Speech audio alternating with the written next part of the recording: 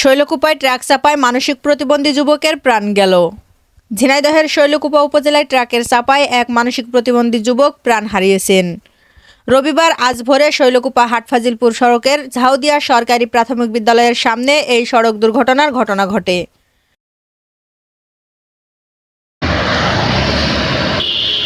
নিহত যুবকের নাম মন্নু মোল্লা ৪০। তিনি মানসিক প্রতিবন্ধী ছিলেন। তার বাড়ি উপজেলার বিজুলিয়া গ্রামে। প্রত্যক্ষদর্শীরা জানান, ভোরের দিকে একটি দ্রুতগামী ট্রাক তাকে চাপা দিলে ঘটনাস্থলেই তিনি মারা যান। দুর্ঘটনার পর ট্রাকটি পালিয়ে যায়।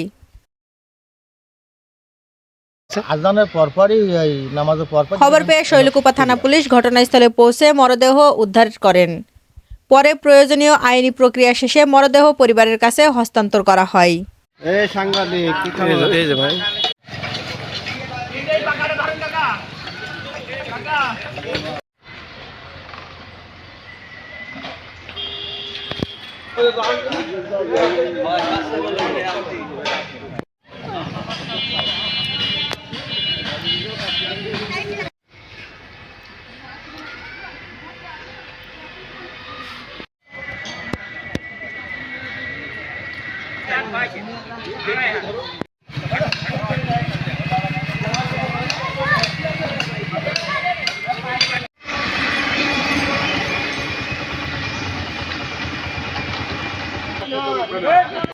সাংবাদিক